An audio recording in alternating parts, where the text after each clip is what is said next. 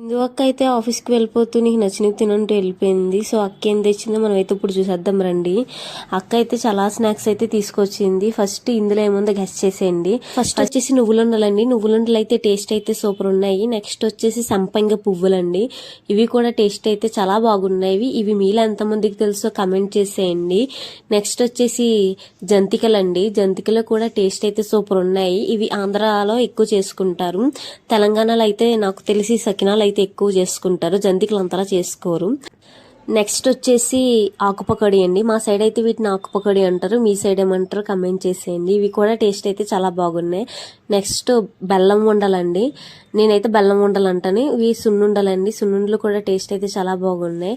ఇందులో ఉండే జామకాయలు అండి. అక్కడికి చాలా ఇష్టము జామకాయలు అంటే, నాకు కూడా ఇష్టం. లైక్ చేయండి, షేర్ చేయండి, కమెంట్ చేసేయండి. అలానే ఛానల్ సబ్స్క్రైబ్ చేయండి. మీరు సంక్రాంతికి ఏం వండుకున్నారో అవి కూడా కమెంట్ చేసేయండి. Thank you guys.